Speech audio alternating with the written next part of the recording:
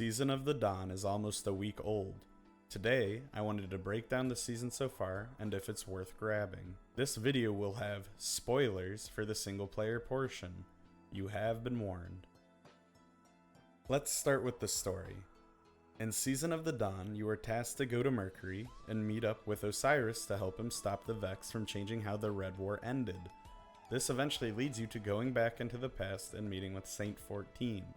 It's worth noting this took roughly 2 hours to complete. That's as basic as I can go without too many spoilers. Now, on to the seasonal activity. When helping out Osiris, he asks you to activate obelisks in the Tangled Shore and Mars. The obelisks are comparable to the chalice in Season of Opulence. You can upgrade the obelisks to give you materials in Crucible and Gambit. You can then spend said materials to upgrade the obelisk.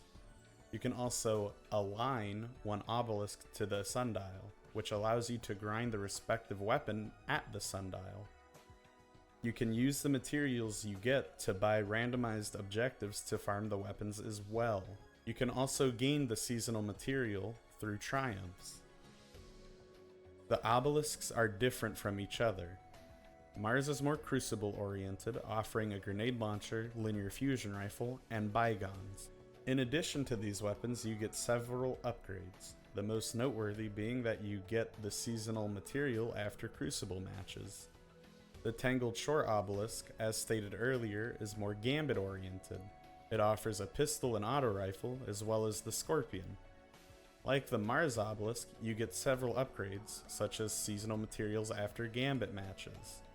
Both obelisks share certain aspects, but it's important to mention that free-to-play players have access to the Sundial, Tangled Shore, and Mars obelisks.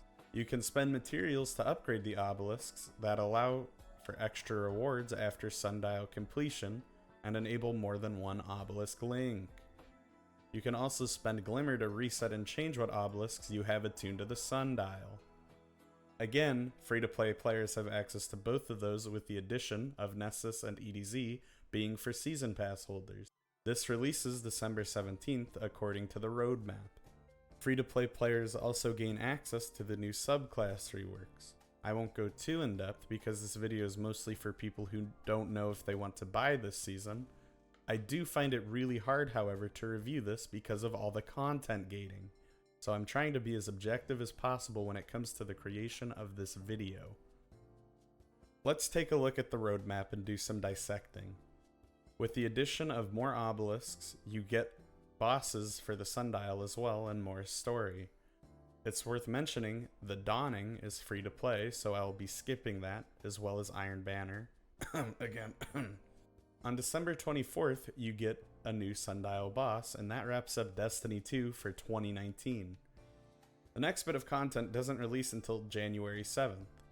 It adds an exotic sidearm quest, and an additional difficulty for the Sundial. Then, you almost go an entire month of no new content until January 28th, which adds another exotic quest for the Bastion.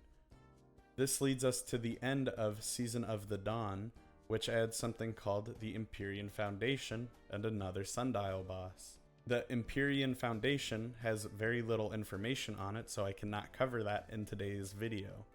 Crimson Days will be released for free-to-play players to officially end the season, but it's not really worth covering here. Again, it's hard to review this season because of the content gating.